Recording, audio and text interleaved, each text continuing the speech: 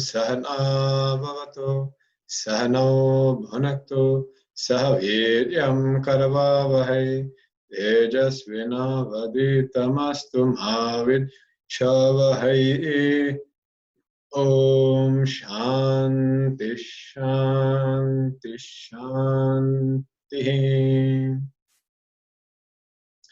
Gurur Brahma Gurur Vishnu Guru Devo Maheshwara Gurureva Param Brahma Tasmai Shri Gurave Namaha. Chinmayam Vyapiyat Sarvam Trailokyam Sacharacharam Tatpadam Darshitam Yena Tasmai Shri Gurave Namaha. Samasta Jana Kalyani Niratam Karunamayam Namami Chinmayam Devam Sadgurum Brahma Vidvaram Sadgurum Brahma Vidvaram.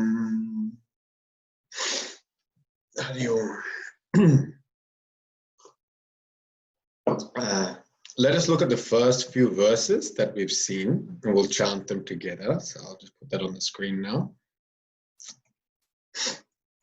You can repeat after me.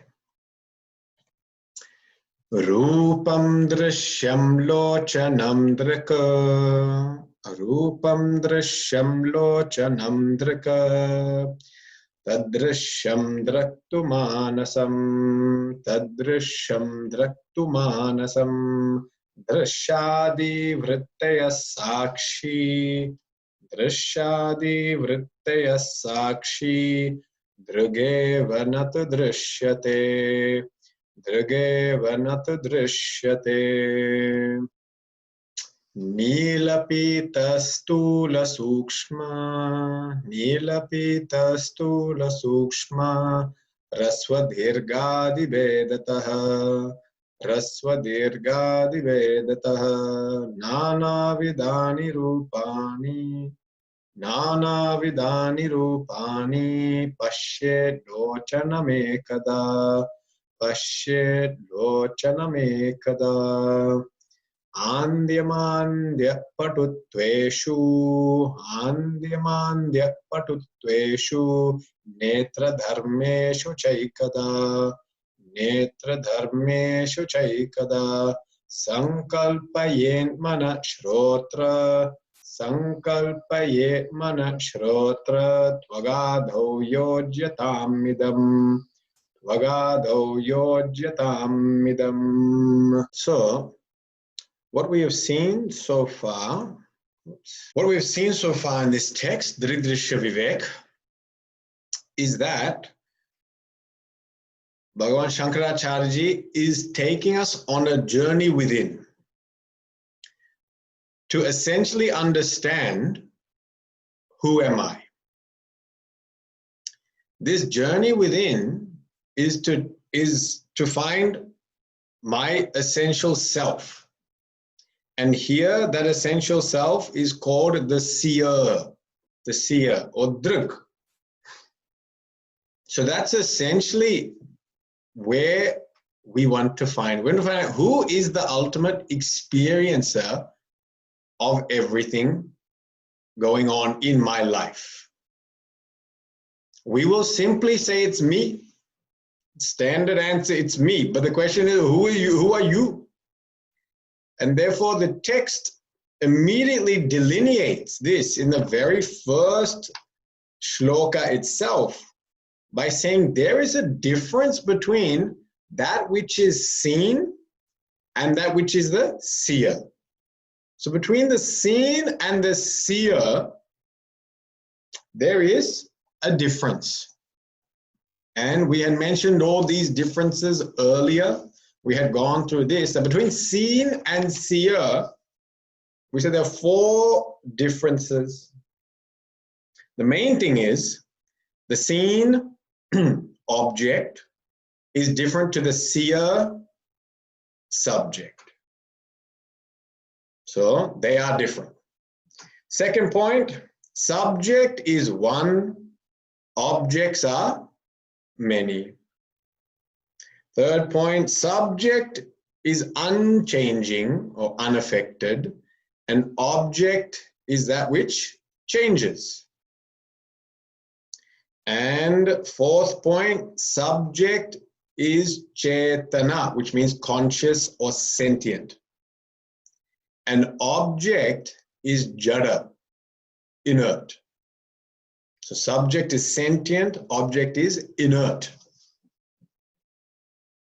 So understanding these 4 points, we started on a journey to figure out who am I. And the first part we looked at is that first we have to separate ourselves from the world of objects outside of us. Rupam drishyam lochanam draka. Rupam means form and color of things outside. Form and color of things outside are seen or noticed by the eye. So the eye becomes the subject. Form and color objects are objects. Things outside are objects. Externalities are objects. Whatever the eye sees, that is the object. Who is seeing it? Subject. Subject here, eye. The eyeball is seeing it. So at the first level, we have to learn to separate ourselves from the world of objects. To understand that I am not this object. We might feel that this is a very straightforward and simple thought. Why would you need to spell this out? But it's fascinating. In our life, we have a problem of becoming identified with anything and everything. We can become identified with anything and everything, including objects outside of our body. Yeah. What does it mean to become identified with something? It means you project your sense of self onto that object. That's what it means. Your sense of self, me, is projected onto the object. So we do this with so many things. Our number one thing that we projected onto, well, it actually depends, but of course, for family people, of course, they are family members. Our family members, we project a sense of me onto the family member. My child, my spouse, my parents, all that is projected onto the family member. Family member who is an outside external object, I end up projecting my sense of self onto them. Of course, even inanimate objects we do it with. Our phone. Our phone is so dear and precious. If anyone touches that phone, we feel like we have been personally violated. That how dare you, especially when people touch your phone with their dirty, greasy hands. When they touch your phone with their dirty, greasy hands, oh, you feel like they smeared that dirt and grease on your face. You know? That's called identification. That means somebody put grease on your phone. They didn't put grease on you. Yeah. It can be the phone. It can be your clothes. It can be your shoes. I remember when we were in high school, one of the ridiculous pranks that we used to play is always anyone who got new shoes, you would make a very large attempt to step on their shoes. Because anyone with new shoes always wants to keep it clean. So anyone who's polished their shoes, shines their shoes. And the boys who did this military march, cadets, it's called cadets, they were in the army. And I think, I never joined this thing, but I think one of the main functions that they had to do, or the main tasks which they learned, was how to shine shoes. Because that seemed to occupy a large part of their training. And every time they came, boots were shining. So everyone who wasn't a cadet, our only target was to try and step on this chap's shoes. And you watch them dance. They'll be dancing after that, dancing here, dancing there. So we can get all of these army people to dance. And we're sometimes wondering how these people are going to protect the nation if they can't protect their shoes. If their shoes are the number one priority, we could have some problems here. So that's called identification with an object. It's a shoe. If the shoe gets dirty, because of terrible. Car, phone, jacket, all these are external things that we become identified with and thus affected by their condition. So the text starts first by let us separate me from the world of objects. That actually I am separate, I am distinct and different from the world of objects. So the subject is different to the object. So it starts there. Rupam drishyam lochanam drika. Then it goes to the next level. Now it said objects are outside and the subject was the senses. The I became the subject. Now it says, let's move another level in. The next level in is when the senses are now becoming object. The sense organ is an object and the mind becomes subject. Tad drishyam draktu manasam. Tad drishyam, tad lochanam, that eyeball is now drishyam. Drishyam, thing to be seen, the object. And who is the seer? Drak manasam. So now my mind becomes the subject and the senses become object. Mind is subject, senses are object. Now this becomes subtler. Yeah. But the mind, how is the mind subject and senses become object? Because the mind can note and see the changing condition of the senses. The mind can see the changing condition of the senses. So let's take eyeball. We take eyeball, our power to see, our power of sight. Andya, mandya, patuttveshu. Andya, andha, blindness. Manda, dull vision. Patuttveshu, patut, sharp vision. We all know that our senses can be bright, powerful, sharp. Our senses can also become dull and then blunted. And we experience this. That as we age, this is the condition of all the senses. All the senses eventually become dull. Yeah. And when we're young, our eyes are so sharp, can see everything. Yeah? And as we get older, 2 eyes are not enough. Get another 2. Put spectacles on. 4 eyes. That's what we used to call people with glasses, 4 eyes.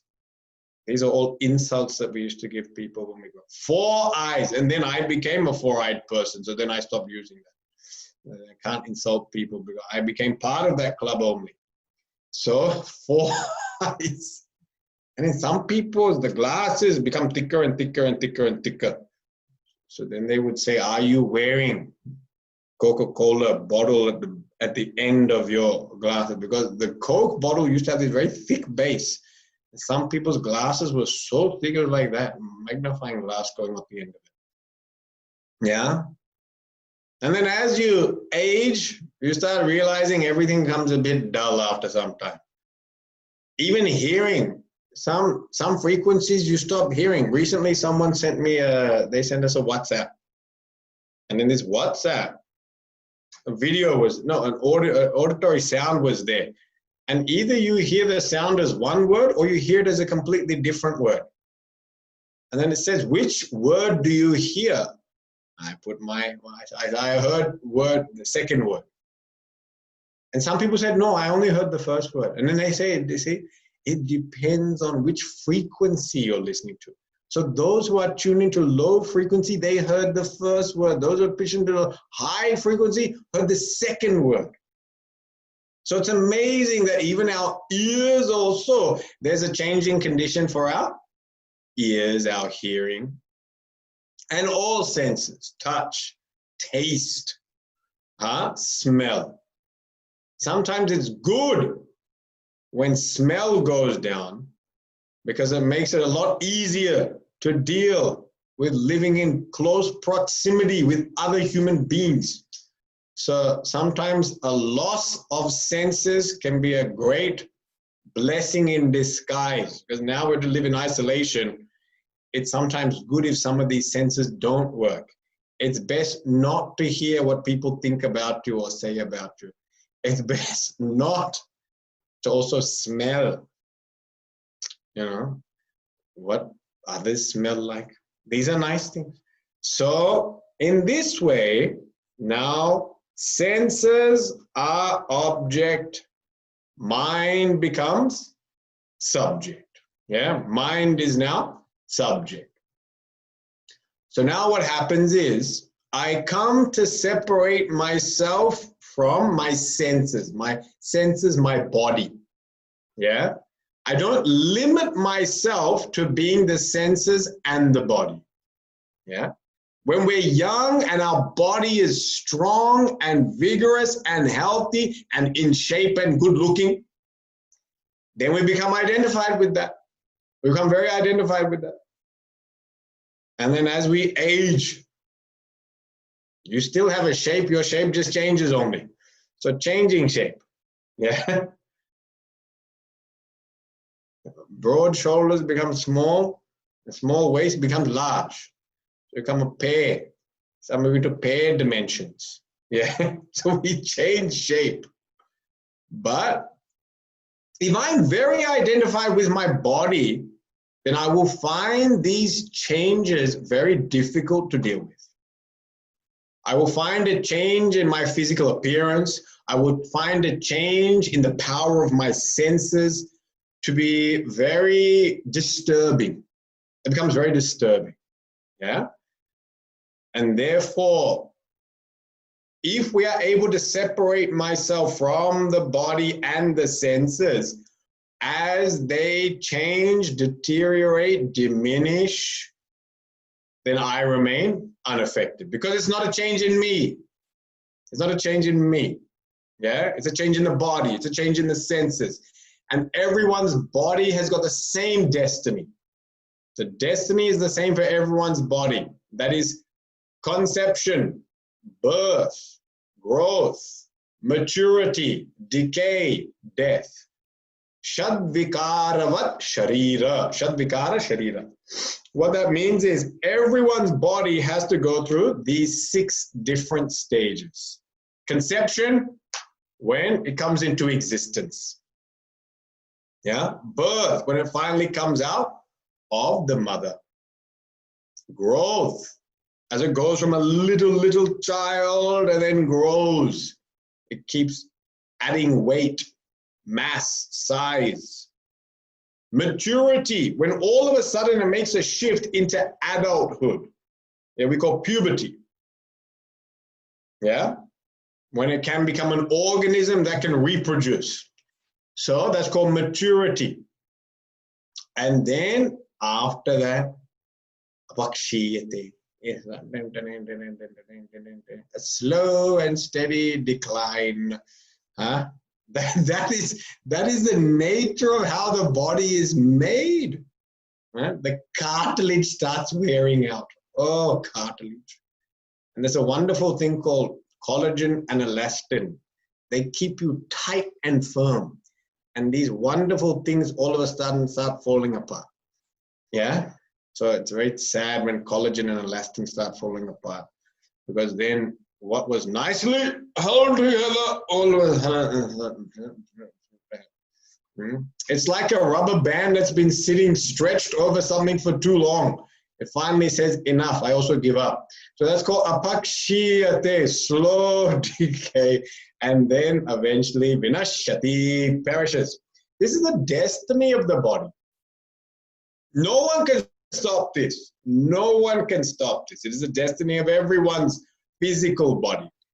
That being the case, It is in our own welfare to learn to separate ourselves from our body.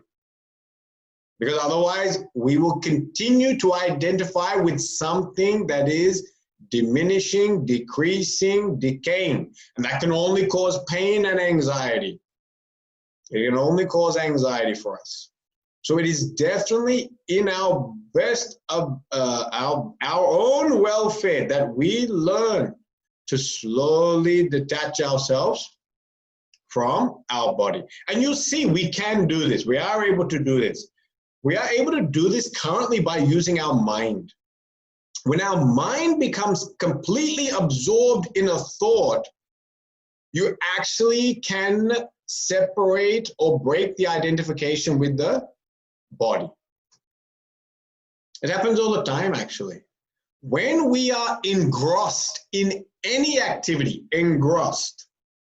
that means mind is fully absorbed in it. Whenever we are engrossed in an activity, our mind then breaks its identification with the body. And as you break your identification with the body, the pain, the strain, the stress of the body is not felt. It's not felt. I'm sure now with everyone sitting at home, we will experience this. We will experience this to the wonderful medium of what is called Netflix. Netflix will teach us how to break identification with the body. Why? Because every night we'll put some movie on, and as we watch the movie, we'll become engrossed in that movie. As you become engrossed in that movie, you will forget that you sat on the couch in an awkward, twisted manner, and only after 2 hours when you get off the couch, you realize that your body's become deformed. But for that 2 hours, that deformity, you will have no awareness, no issue, no pain even.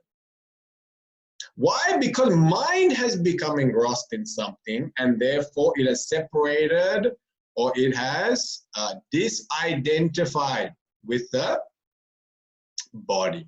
So we are capable of doing this. And of course, now I've given a humorous example, but in more serious situations where there is illness and where there is physical pain, a person who has the capacity to actually use their mind to separate themselves from their body, they can actually reduce the experience of pain that they are going through. So even physical pain can be altered. The perception of physical pain can be altered by the focus and strength of your mind. And that's why in all hospital settings, in all healthcare, pain is subjective. Pain is never objective. It is always subjective. That's why whenever a health practitioner has to measure pain, they give you a pain chart. It's from 0 to 10. And they just put all these different faces there, you know? And 1 to 3, the face is just a bit, and then 4 and 5, it starts getting ouchy, ouchy, this really hurts. 6 and 7, it's getting worse. 9 and 10, unbearable. And you want to throw something at someone. So this is a pain. The pain scale is completely subjective, which means pain is actually connected to your perception of it. And if you can absorb your mind in something higher, you can reduce your experience of physical pain. Even in family life, people are able to do this. Because in family life, when you are serving people you love, when people dote over their children, they look after their children, they carry that child. Even when that child is so heavy, but because their mind is now connected towards the love for the child, the care for the child, then all of a sudden this weight, this tremendous weight you can carry. And mothers can carry for a long period of time. And even when you're exhausted, you can overcome physical exhaustion by even serving people, whether to cook something, whether to clean up after someone. But when the mind is absorbed in a higher thought and emotion, one of love is very powerful, then actually you can overcome physical discomfort and physical pain. People can break through that barrier. Like athletes do it. People at very pinnacle and top of their profession, they also learn to overcome pain actually because their mind is so focused. I was speaking to a cardiac surgeon, and he was telling me how long his surgeries go for. And, you know, some of his surgeries can go for 10, 12 hours when they're complicated. And I was saying, how do you even stand for that long? And how do you like lean over the body for that long? And he says at that time, you don't feel it. You just don't feel it because your mind is so absorbed in the such precise skill and dexterity that's required, because you've got a person's life in front of you lying on that bench, the surgery. And so he said, your mind actually doesn't even feel that pain at that time, you know? So they can go through it. So we have the capacity, and that's why it's important to recognize even this body. Please understand, this body is also an object. Yeah? The body is an object, and the body is not the higher self. The higher self, the Atma, is not the body. We have superimposed that concept onto the body, and therefore we experience the pain, also the comfort and the pleasure that the body goes through. Even now, while we're sitting at home now, one place, there's one part of our house which is going to get a good workout, and that's called the pantry cupboard. So the pantry cupboard and the hinges on the pantry cupboard door, they're going to get a good workout. What that means is we are now all eating a lot more food. So we're sitting at home a bit more. And, you know, a lot of the times is we are just victims of our sense of taste.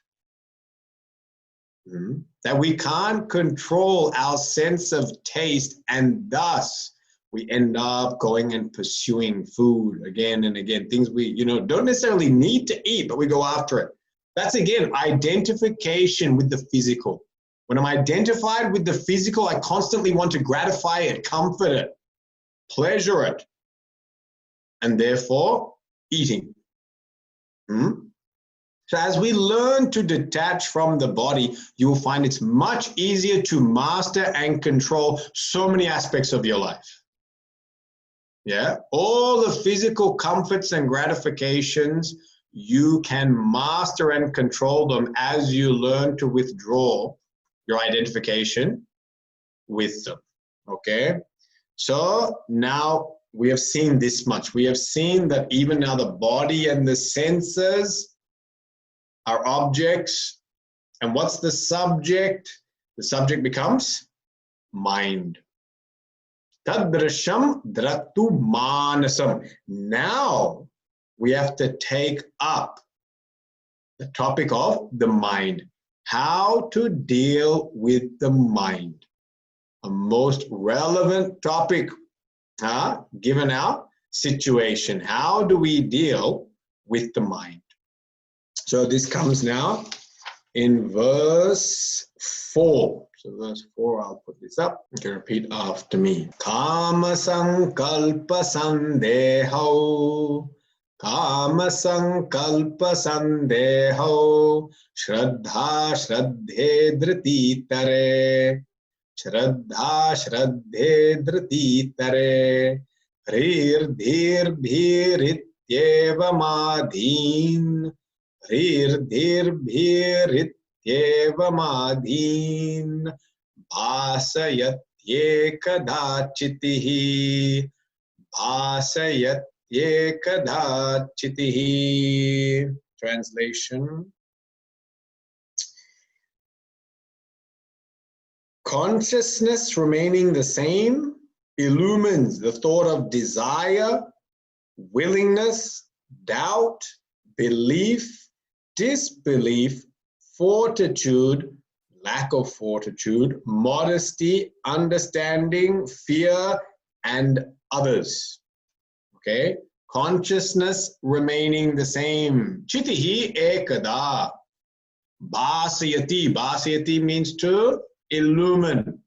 So chitihi ekada bhasayati. Consciousness, chiti means consciousness, remaining the same, illumines, bhasayati. What does it illumine? All the different thoughts, feelings, and emotions that go through what we call our mind. Kamaha, what are they?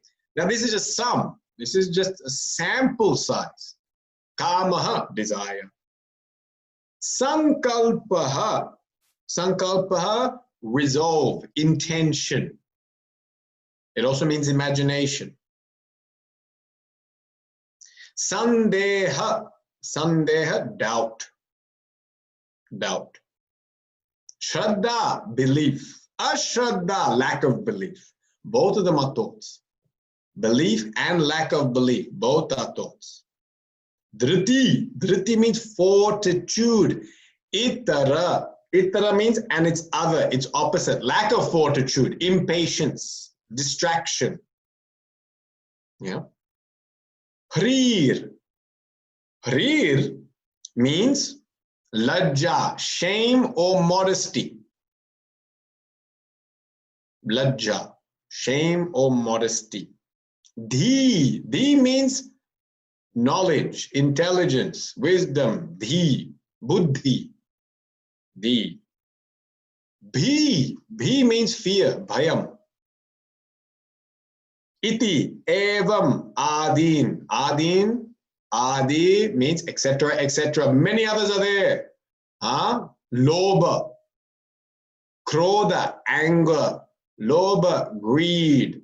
Moha, delusion. Matsarya, envy. So many others are there. Endless amount. Pride, arrogance, mother, intoxication. All these things are there.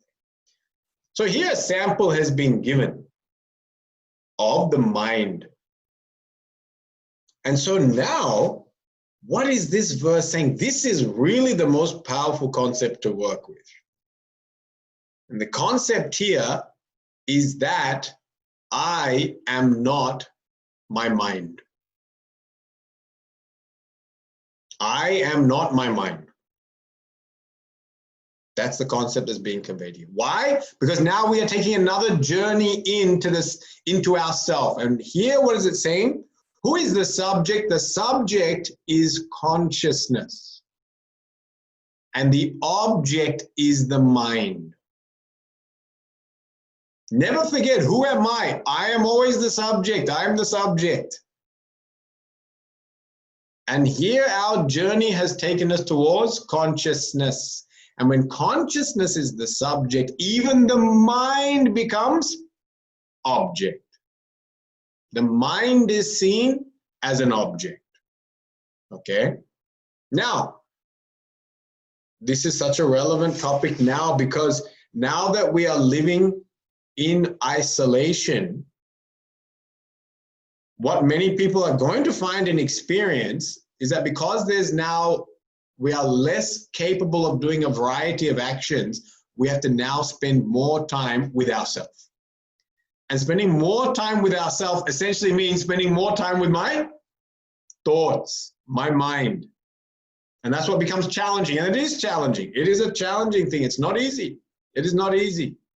And that's why we will come to recognize that actually a lot of our day is spent in activity in order to avoid dealing with our thoughts.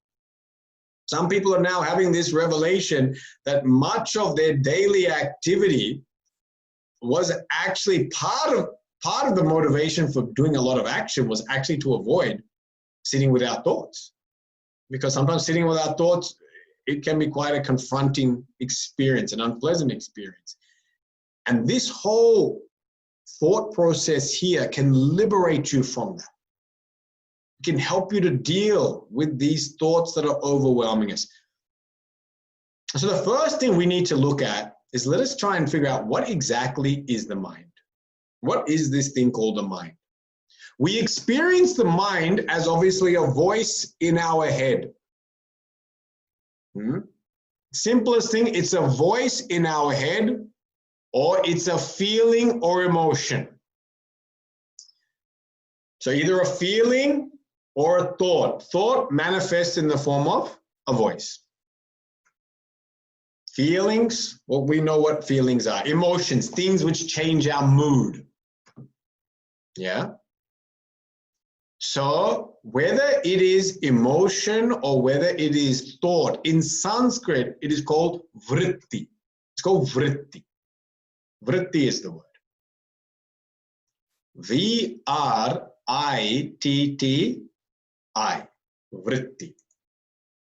And this vritti can take on the form of a thought, a bit more rational, a bit more reasonable, which has a level of cause and effect, logical thinking, or it can take on the form of an emotion, a feeling or a mood.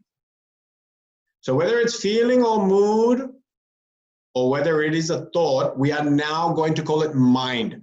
For the context of this discussion now, we're going to call it mind. In our BMI chart, we call thoughts under intellect, and we call emotions under mind. You know, in our BMI chart, body, mind, intellect.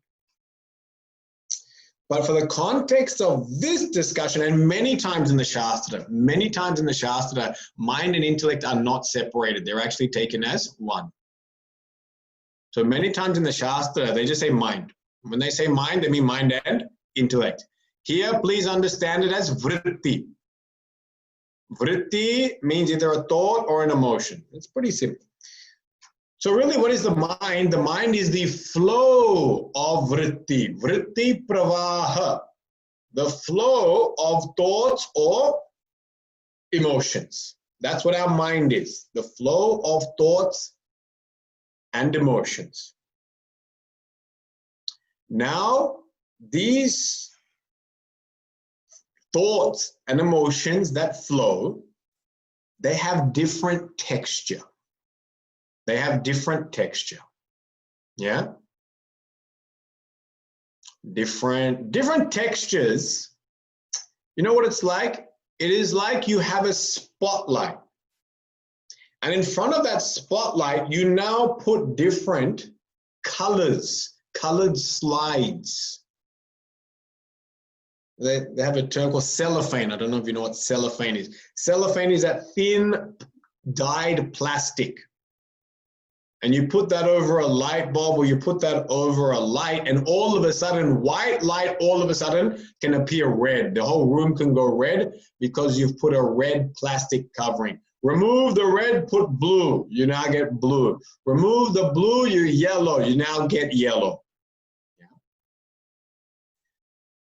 So why is the light, why is the ambience of the entire room changed?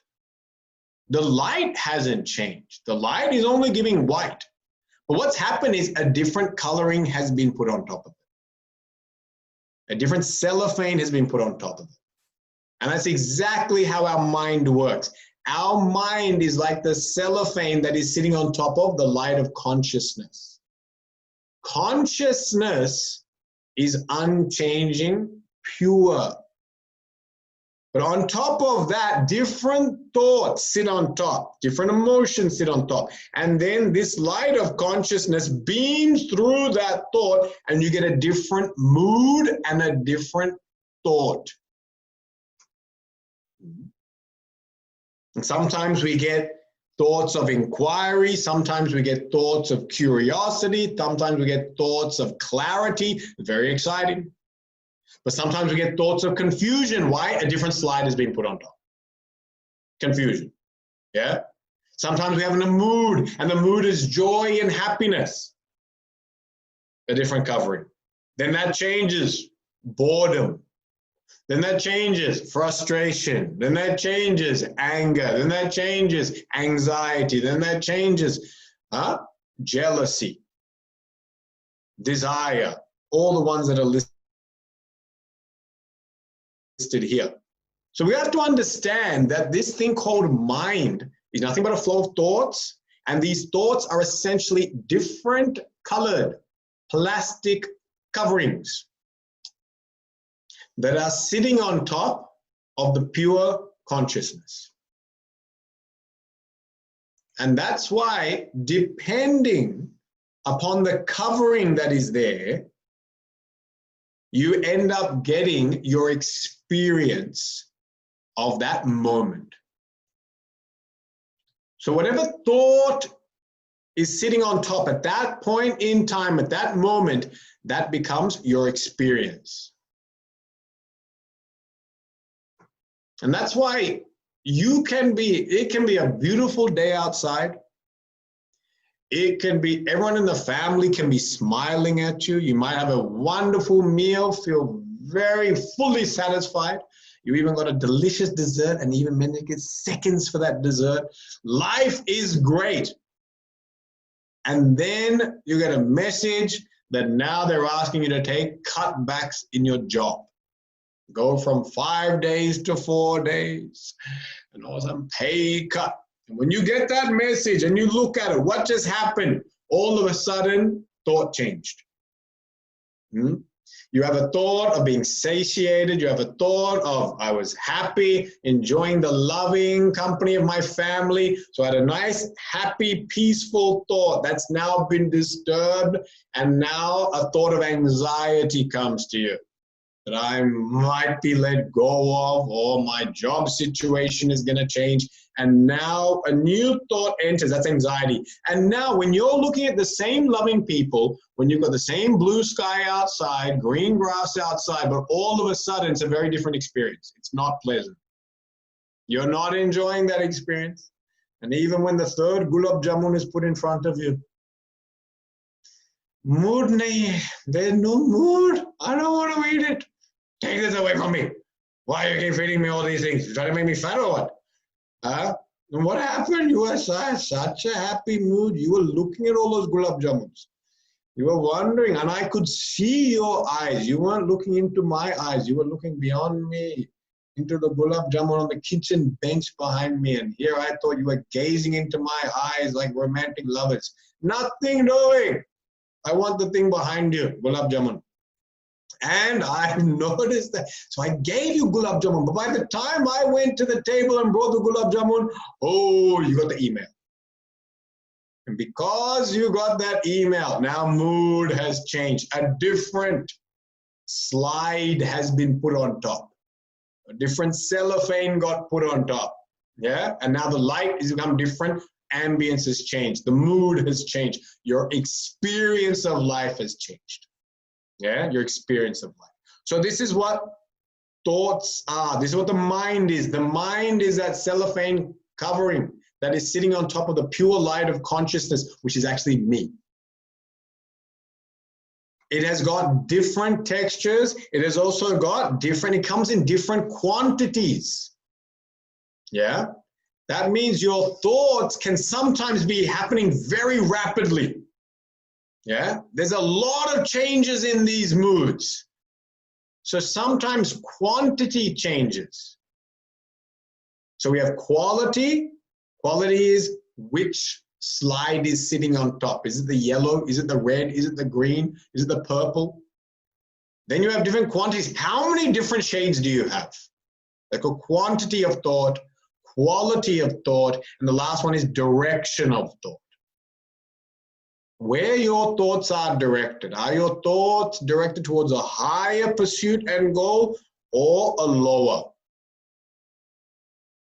So, although the mind is a flow of thoughts, got to understand it has different quantity, quality, and direction. These three factors are there. Okay? Now, if we look at some of the examples given in this text, what are some of the examples given in this text? Kamaha, kamaha, desire. So, desire is there. Yeah. Desire means currently I feel I am lacking. Because I feel I am lacking, all of a sudden, this thought that says, I want this. I need this. I must have this. So desire originates out of a feeling of inadequacy, insufficiency. Yeah? So it arises out of that, and then desire comes. I must have this to feel complete, to feel happy. And then after that, when it becomes strong enough, it leads to action. From karma, go to karma. I act. That's the nature of desire. Sankalpa. Sankalpa I mentioned before, but sankalpa has got a few different meanings. Sankalpa can mean intention. That's why in puja we take a sankalpa. What is the purpose for why you're doing this? Mamopata samasta durtakshay dwara Shri Parameshwara Preetyartham Shri Sadguru Prasad Siddhyartham Shraddha Bhakti Jnana Vairagya Moksham Cha Siddhyartham Dhyana Avahanadi Shorashopacharaihi Shri Ganesha Pujam Karishye. I do this puja to Lord Ganesha. Why? Because Shri Parameshwara Preetyartham, to please the Lord. Shri Sadguru Prasad Siddhyartham, to get the grace of the Guru. Shraddha Bhakti, to develop Shraddha, to develop devotion. Jnana Vairagya, knowledge. We say this in every puja.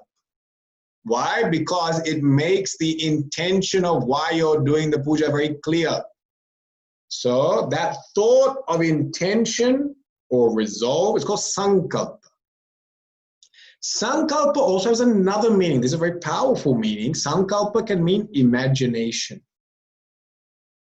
Imagination. And that's a very powerful and potent potential of the mind, sankalpa. The power to imagine. And this imagination can be positive and it can be negative. Yeah. In life, they say think big.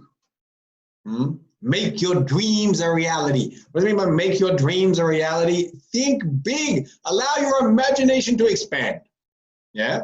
When we talk about little kids, we say, little kids, please stop watching TV all the time. Because when you watch TV, it curbs your imagination. When you read a book, your mind can imagine whatever's there. But when you see TV, TV already gives you the picture. But when you read a book, you're allowed to create the picture yourself. And you create the picture through your power of your imagination. So it allows you to explore things, conceive of things which you haven't perceived. So it's not being fed to you. All of a sudden, you are able to think of something larger, grander, bigger than what's merely in front of you. So when we want to achieve something great, imagination is a big part of it.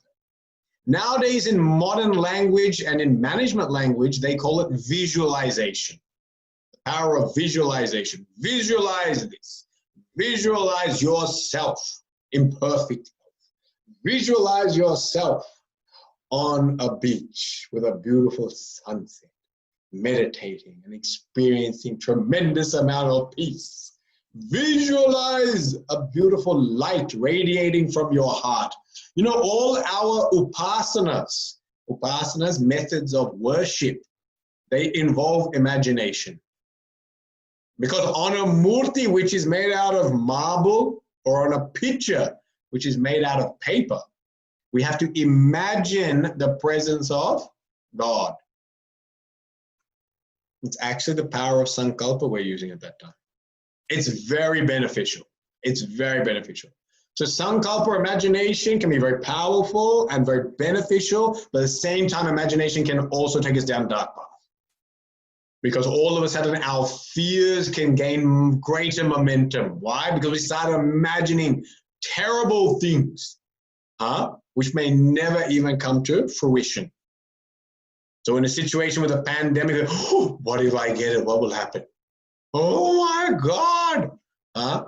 Now what the media keeps on showing you is the amount of people infected and dying. They actually rarely show you the amount of people recovering. And you actually start realizing a lot of people recover from this thing, and you start realizing, okay, I might get it.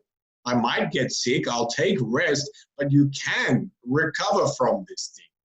But in many situations, they just feed fear. A lot of media operates on fear, actually. I'm watching the news campaigns, and there's a lot of fear-driven media at the moment. And that's largely the type of media we're exposed to. All media has kind of turned into a merging of entertainment. So part of that is to feed fear. And so anything they do, it sounds like a tragedy. There's a little bit of a drum roll in the background, just as the announcer announces in a very deep, serious voice. 2 more cases of COVID detected in Victoria. So it makes you sound like some great tragedy has taken place. place. It feeds on your fears, which to be very careful because media and all that. So our imagination can take us into dark areas as well. So sankalpa, sandeha means doubt. Doubt. Actually, one thing I'll mention now, so when I explain all these things, you'll start understanding it a bit better. We said the mind is a flow of thought, vritti pravaha, and we said it has different textures, some pleasant, some unpleasant.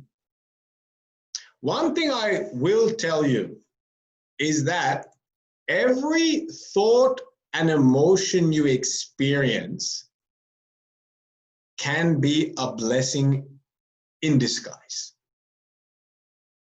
Every thought and emotion serves a purpose. This we must be clear about. Every thought, every emotion serves a purpose. Yeah. There is no wasteful thought or emotion, because finally all thoughts and emotions actually have been created by God. And God himself is perfect. So from perfect, when he creates, what he creates is also perfect. From the standpoint of, if you don't believe in God, from the standpoint of nature, nature never creates anything redundant. Anything created in nature has a purpose. The minute it has no purpose left, it becomes extinct. The minute it fails to serve a purpose, it becomes extinct. So currently we are going through this plethora of emotions and thoughts. Please understand, every one of them can be beneficial, but when viewed in the wrong light, or when used in the wrong way, they almost seem detrimental. We talked about karma. Karma means desire. Desire is that which distracts us. Desire causes addictions, but desire is also the thing that leads to liberation.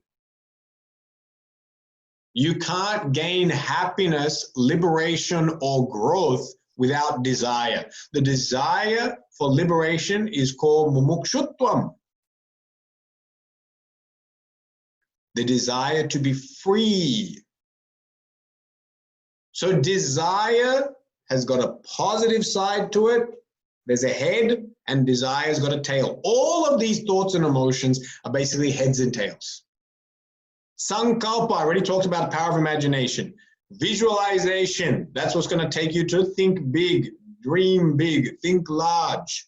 At the same time, the same imagination can take you into pitfalls of fear, anxiety, terror, doubt. Now the next one, doubt, sandeha. You might think, how can doubt be beneficial? Doubt, we know, generally is a negative thing, that I'm doubtful about this. Doubtful means I'm hesitant. Yeah, it leads to a level of hesitation. And that can be very good, because having doubts about bad things is a good thing. It leads to a hesitation. I don't know if I should be doing this. You know, I have a doubt. I don't know if I should do this. People may say, do it, it's great. But you have a doubt. Many young people, when they're teenagers, obviously have the big conflict. And the big conflict is between what their parents have raised them and expect of them, and then what their friends and peers are now engaging in. So drinking, smoking, all these things. So whenever a youth is first exposed to drinking or smoking, there is always a doubt. That doubt is there because they've been taught this is a vice. Don't do it. This is not a good thing. But then all friends are doing it. It's a means of becoming part of the group. And so there's a conflict. That conflict is called doubt. That doubt is actually good. If the child had no doubt, he would just with 100% energy and determination engage in vices the minute they were put in front of him. So without even a second thought drink, second thought smoke. So doubt actually allows us to pause. It pauses us actually. It says, just wait, just think. I'm not quite sure about this. I need to think about this a bit more. So even sandeha can be used, is beneficial. Shraddha means faith. Shraddha means belief. Yeah. Shraddha, of course, is extremely positive. Faith in God, of course, is extremely positive. Faith overcomes one emotion that faith overcomes, and that's fear. Faith and fear are antagonistic. One who has faith cannot have fear. Yeah, especially faith in God. But even if you have faith in yourself,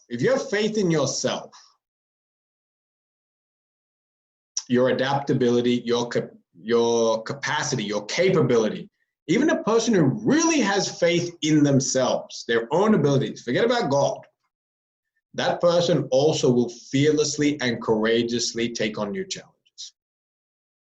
Yeah? So whether it's your faith in yourself, whether it's your faith in your God, where it can also be faith in teachers, parents. And faith in teachers and parents leads to trust. And trust, when you trust people, you feel secure, safe with them. So Shraddha brings about a feeling of safety and security. What is safety and security? Freedom from fear. So Shraddha is extremely beneficial. Ashraddha, lack of faith. Lack of faith is also important. Lack of belief, because as we grow and evolve, certain beliefs that benefited us at some point in time actually become obsolete. As we evolve, beliefs that were beneficial at one point in time actually become obsolete. And therefore, we have to question those beliefs. This is a part of growth. It happens. It's very much essential. It's necessary that when we're young, we need very rigid structures, because an immature young organism needs a lot of support. So we put all these supports in place so that that organism can finally get to maturity. But when it gets to maturity, it then realizes, actually, I don't need these supports. These supports were not necessary now. And so when I grow up with a belief, you must have these supports. Whatever happens, always remain within these supported regions. As you get older, eventually you have to move outside of these supports. Sometimes you have to become the one who supports others instead of remaining supported. And so whenever there's this change, there's a change in going from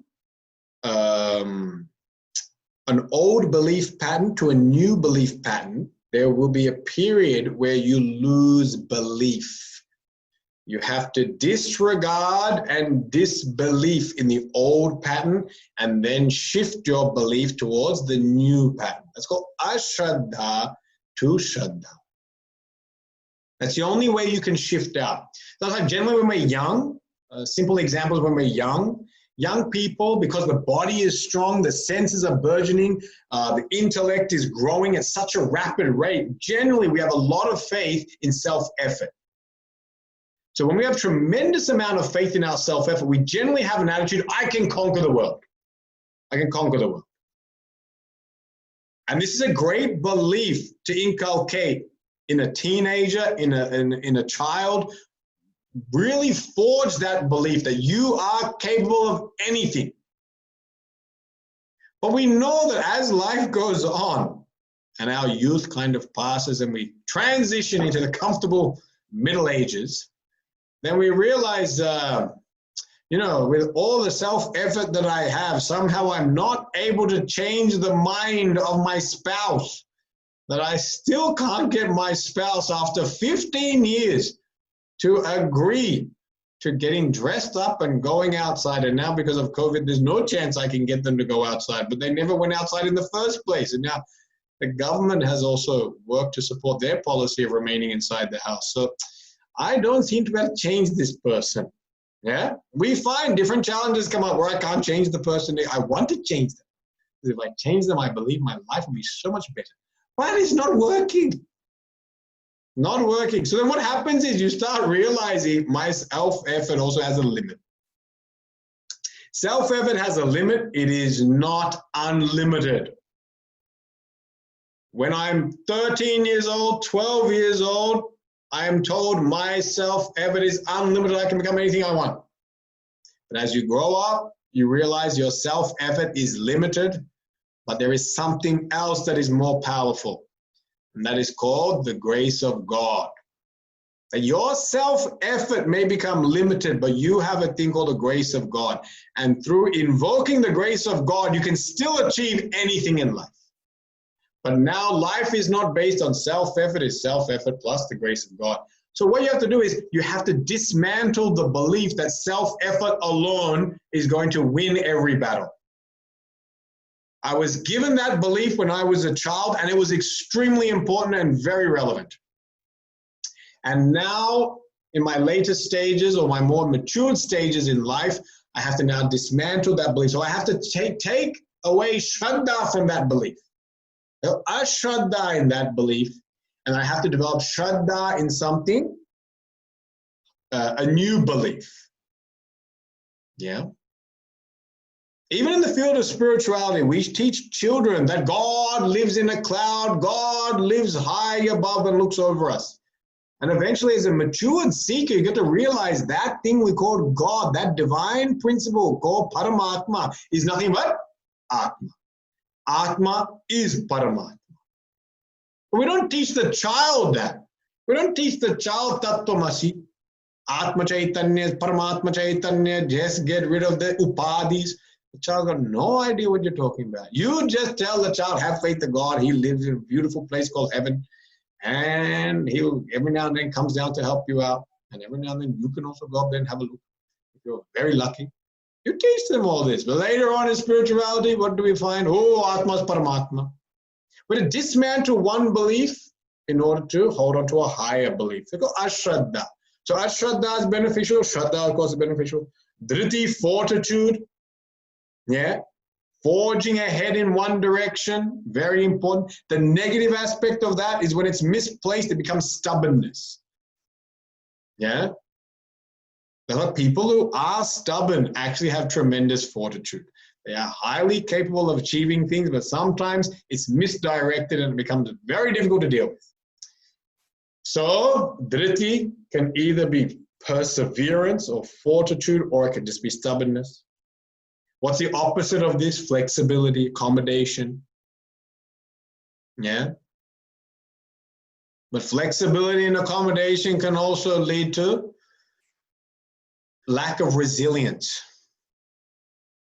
Inability to stay with one thing for a period of time. Keep on getting distracted, giving up very quickly on things. Yeah. Dhriti and its others. Okay, I'm not going to go through the rest of them. The point that I wanted to give is kind of running out of time here. But basically, my point here is that every thought and every emotion serves a purpose. This is what you have to understand.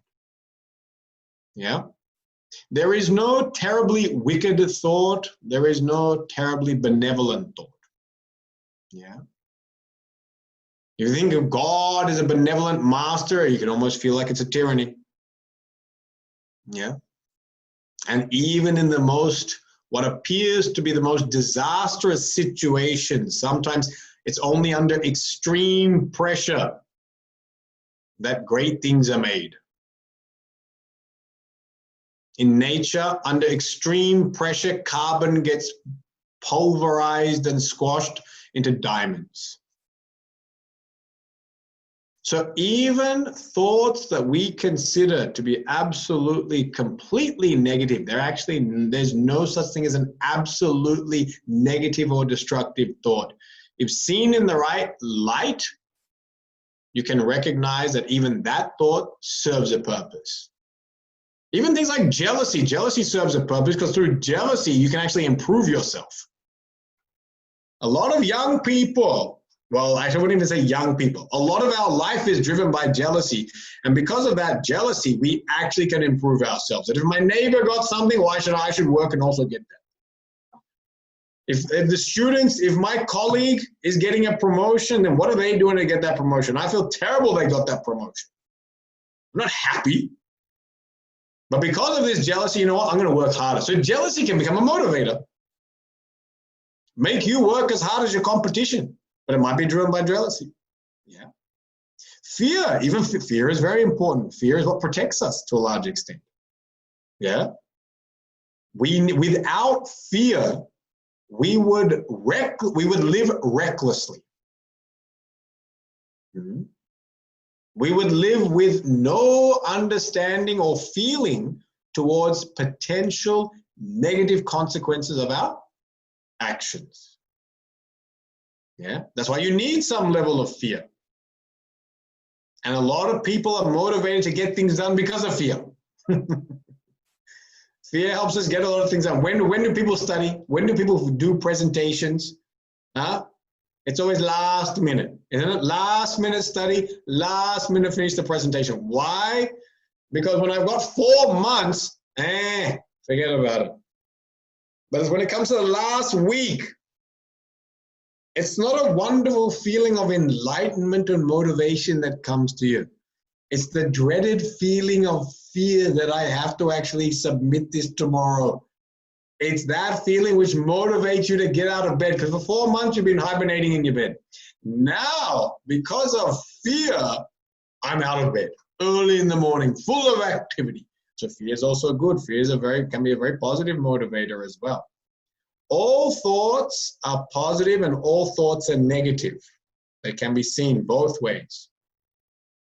Here, now just because we're closing in on the end of class, I'm going to take this topic next week. But here, one thing to understand is what we want to learn to do is separate ourselves from our thoughts. That's the thrust of this verse. The thrust of this verse is, I am not my thoughts.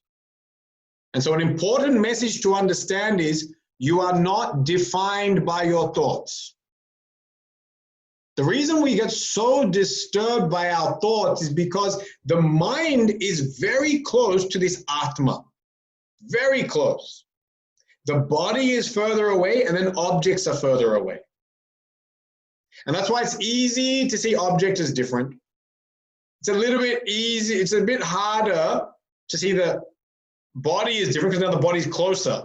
Because the mind is so close to the Atma, we often get confused that I am my mind.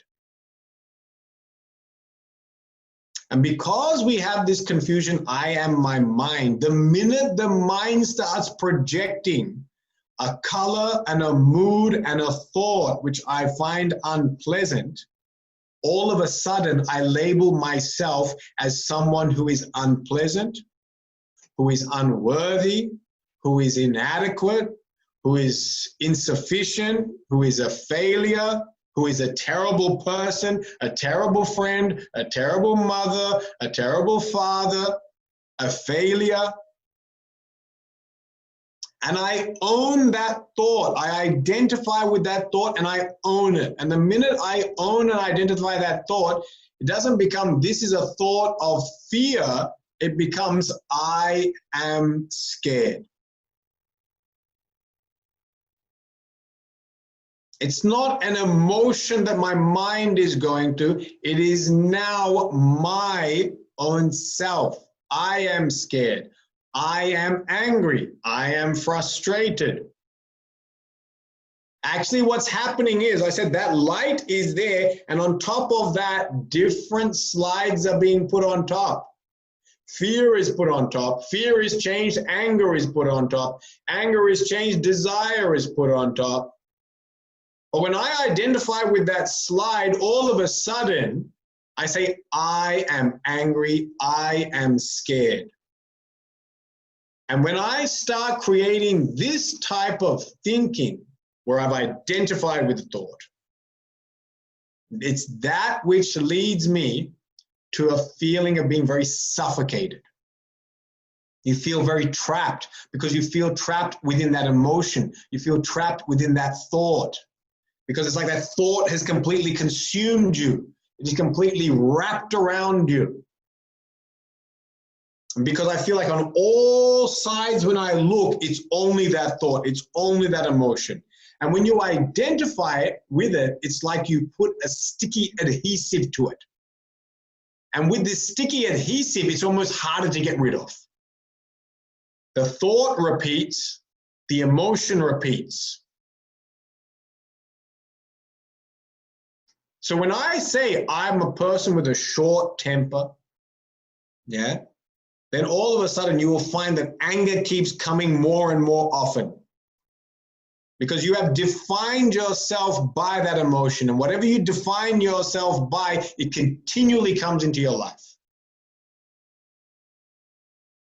And that's why when you say, I'm a failure, and if you have a belief that you're a failure, you will keep on meeting with failures in life because you will attract it. Why? Because you keep holding on to that thought. I'm inadequate. I'm insufficient. I'm not loved. I'm not worthy of love. And it doesn't matter how much the world praises you. It doesn't matter how much the world around you is trying to say, no, it's completely different. As long as that wrapper is sitting on top, as long as the wrapper is sitting on top, nothing else penetrates. So when I have the wrapper of saying I am insufficient, I am inadequate, it doesn't matter what the rest of the world says, that you are lovely, you're wonderful, you are the best. You'll always just listen to it and dismiss it. You will listen to those thoughts, you will listen to the praise, you will dismiss it. You will hear and feel the love of the people around you, but you'll dismiss it. You'll suspect them. And you say, oh, you're doing it just because it's good for you. Oh, you want to watch this movie. You're saying that I can watch the movie because it's my favorite because you want to watch it. Yeah? You're saying you're going to cook tonight not to help me because you want to cook what you like. And we become suspicious of everyone's love. And rather than seeing this amazing experience of people who love you and care for you, you end up living through your own slide or prism or coloring. And it doesn't matter what people do to shower love on you, shower care on you, shower affection on you. As long as that covering is there that I am not worthy of love, you'll never experience it. As long as the covering is there that I'm not good enough, doesn't matter how many job promotions you get, how many well done by your bosses, you'll always feel I'm not good enough. And the people around you, they'll do it for a while. And then after some time, they get tired. And they say, I don't know what I'm supposed to do because this covering seems to be completely stuck on you that you have to now get rid of it. We can't get rid of it. We've done as much as we can. We've said we've loved you. We've done acts of kindness, acts of sacrifice. But in spite of all that, you just appear to be convinced that you are not worthy of love, not worthy of success, not worthy of liberation. Yeah? And so this is the impact that identifying with a thought has. As we learn to see thoughts and the mind as objects, you slowly disidentify, you break away from the thought. It's like putting a solvent onto that adhesive. When you put a solvent onto the adhesive, all of a sudden it becomes unstuck. That's slowly what we have to get into. We have to get into the mindset that I am not this thought. And one of the ways of doing that practically is with your own inner dialogue. With your own inner dialogue, use thoughts and emotions in third person. Third person means this, he or she. First person means I. Right? So instead of saying, I am angry, you say, my mind is angry. Instead of saying, I am scared, you say, my mind is feeling fear. Then you can't use this outside in the world. You use it outside in the world, they think you're crazy, right? This is your own inner dialogue. This is your own inner verbalization. It's called mentation. And in your own inner verbalization, use this language. I am experiencing fear. I'm experiencing love. I'm experiencing anger. Sorry, not I. Sorry, the mind. The mind is experiencing fear. The mind is experiencing anger. The minute you add I to it, you identify with it. So the mind is feeling apprehensive. As you use this, you slowly separate your sense of self from your thoughts, and you don't feel defined by them. And the minute you don't feel defined by a thought, it doesn't reoccur. It doesn't reoccur. It doesn't keep coming back. It doesn't keep coming back. And so that's what this text is saying. The text is saying, actually, I am the pure consciousness, the pure light of consciousness. And this pure light of consciousness is only illuminating the thoughts. It's giving light to them. It's just shining a light, and now they are projecting out.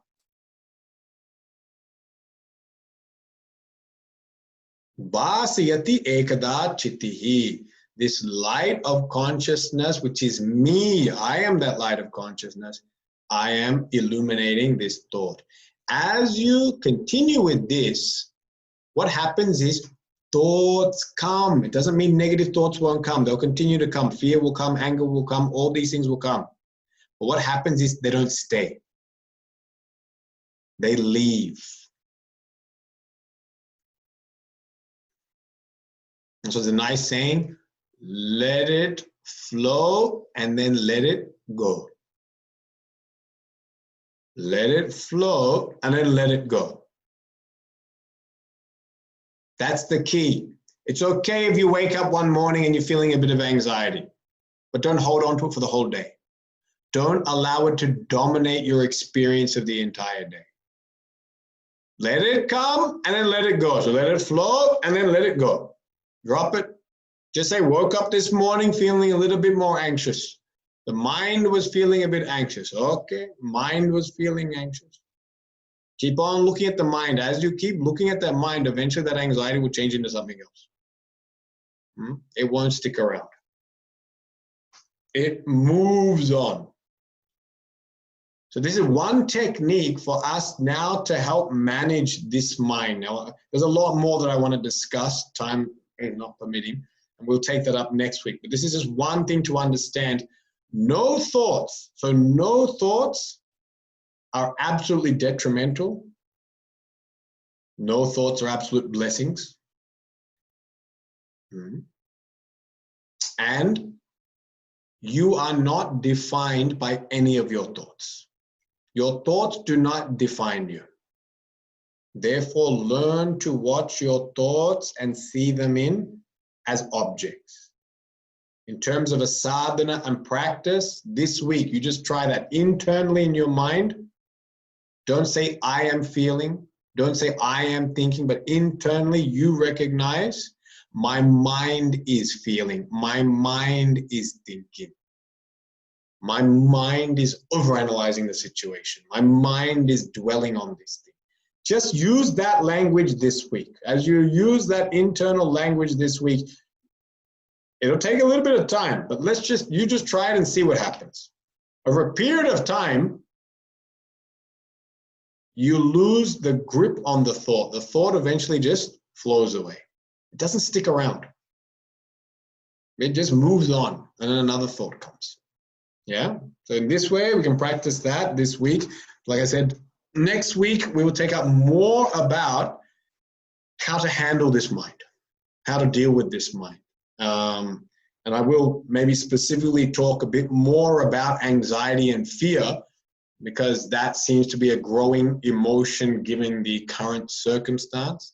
So I'll take a lot of that in more detail next week, okay? Keep reading or chanting the verses as you're able to, and for this week, practice that inner dialogue of this mind, okay? Oh.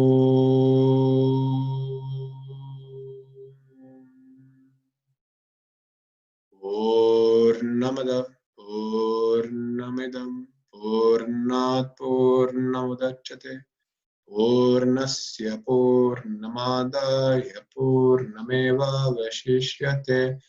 Om Shanti Shanti Shanti. Hari Om Shri Gurubhyo Namaha. Hari Om.